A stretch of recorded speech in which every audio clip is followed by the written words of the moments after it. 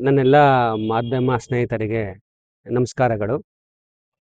ಇಂದು ವೀರಶೈವ ಸಮಾಜದ ಹಿತದೃಷ್ಟಿಯಿಂದ ಈ ರಾಜ್ಯದಲ್ಲಿ ಬಹುಸಂಖ್ಯಾತರಾದ ವೀರಶೈವ ಸಮಾಜದ ಹಕ್ಕೊತ್ತಾಯದ ಒಂದು ನ್ಯಾಯವನ್ನು ಇವತ್ತು ನಾವು ರಾಷ್ಟ್ರೀಯ ಪಕ್ಷವಾದ ಕಾಂಗ್ರೆಸ್ ಪಕ್ಷಕ್ಕೆ, ರಾಷ್ಟ್ರೀಯ ನಾಯಕರ ಗಮನಕ್ಕೆ ಹೋಗಲೆಂದು ಈ ಒಂದು ಪತ್ರಿಕಾ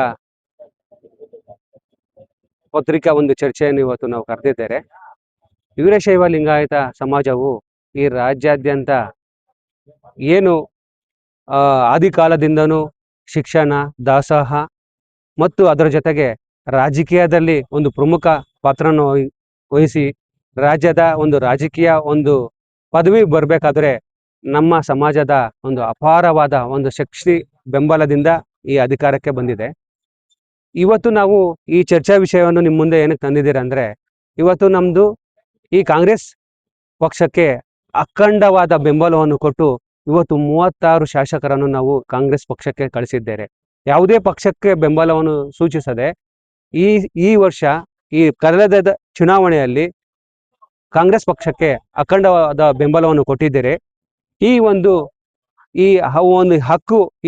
ಹಕ್ಕನ್ನು ನಾವು ಪಡೆಯಲಿಕ್ಕೋಸ್ಕರನೇ ನಮ್ಮ ಸಮಾಜ, ಬಹುದೊಡ್ಡ ಸಮಾಜಕ್ಕೋಸ್ಕರನೇ ನಮ್ಮ ರಾಷ್ಟ್ರೀಯ ಅಧ್ಯಕ್ಷರಾದ ಈಶ್ವರ್ ಖಂಡ್ರೆ ಅವರಿಗೆ ಉಪಮುಖ್ಯಮಂತ್ರಿ ಸ್ಥಾನವನ್ನು ಕೊಡಬೇಕೆಂದು ಈ ಬೇಡಿಕೆಯನ್ನು ಇಟ್ಟಿರ್ತಿದ್ದಾರೆ.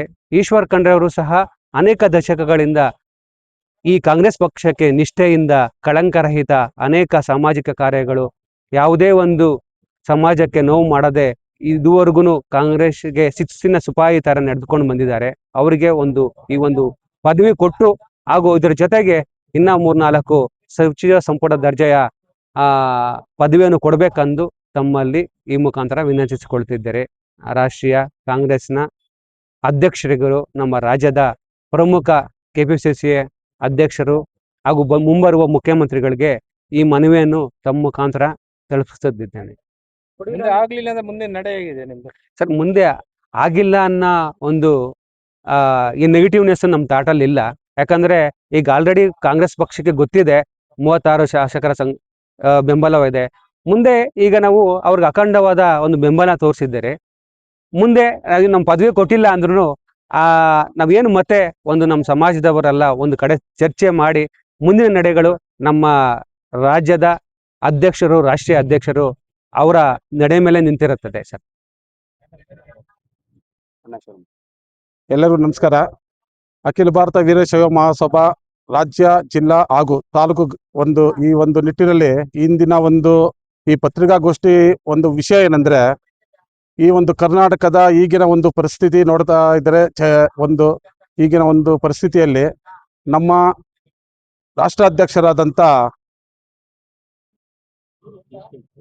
ಈಶ್ವರ್ ಖಂಡ್ರೆ ಅವ್ರನ್ನ ಉಪಮುಖ್ಯಮಂತ್ರಿಯಾಗಿ ಮಾಡಬೇಕನ್ನೋದು ನಮ್ಮೆಲ್ಲ ಸಮಾಜದ ಹಿತದೃಷ್ಟಿಯಿಂದ ಉಪಮುಖ್ಯಮಂತ್ರಿ ಮಾಡಬೇಕೆಂದು ನಾವು ಸರ್ಕಾರಕ್ಕೆ ಗಮನಕ್ಕೆ ತರುವುದು ನಮ್ಮ ಮುಖ್ಯ ವಿಷಯವಾಗಿದೆ.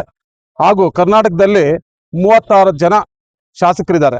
ನಮ್ಮ ವೀರಶೈವ ಸಮಾಜಕ್ಕೆ ಸೇರಿದ ಶಾಸಕರು 36 ಜನ ಇದ್ದಾರೆ. ಅದು ಕಾಂಗ್ರೆಸ್ ಪಕ್ಷದಿಂದ ಅಷ್ಟು ಜನ ಇರೋದ್ರಿಂದ ನಾವು ನಮ್ಮ ಸಮಾಜ ಹಿತದೃಷ್ಟಿ, ಯಾಕಂದ್ರೆ ನಮ್ಮನ್ನು ಸಮಾಜದಿಂದ ಆಯ್ಕೆ ಮಾಡಿರ್ತಾರೆ. ಸಮಾಜದ ಏಳಿಗೆಗೆ ನಮ್ಮೆಲ್ಲರ ಕಾರ್ಯಕ್ರಮ ಆಗಿರುತ್ತದೆ. ಆದ್ರಿಂದ ನಮ್ಮ ಜನಾಂಗದಿಂದ ಒಬ್ಬರಿಗೆ ಈ ತರ ಉಪಮುಖ್ಯಮಂತ್ರಿ ಸ್ಥಾನ ಸಿಕ್ಕಿದ್ರೆ ಸಮಾಜ ಏಳಿಗೆ ಆದ್ರೆ ನಮಗೂ ಸಂತೋಷ ಹಾಗೂ ಸಮಾಜಕ್ಕೂ ಒಳಿತು. ಆದ ಕಾರಣದಿಂದ ನಾವು ಚಿಕ್ಕಬಳ್ಳಾಪುರದಲ್ಲಿ ಈ ಪತ್ರಿಕಾಗೋಷ್ಠಿಯಲ್ಲಿ ಮಾತಾಡ್ತಿದ್ದೀವಿ. ನಮ್ಮ ಸಮಾಜದ ಹಿತದೃಷ್ಟಿಯಿಂದ ಹಾಗೂ ನಮ್ಮ ರಾಜ್ಯಾಧ್ಯಕ್ಷರಾದ ಈಶ್ವರ್ ಖಂಡ್ರೆ ಅವರಿಗೆ ಉಪಮುಖ್ಯಮಂತ್ರಿ ಸ್ಥಾನವನ್ನು ಕೊಡಬೇಕೆಂದು ಸರ್ಕಾರಕ್ಕೆ ತರ್ತೀವಿ ಅಂತ ಹೇಳಿ.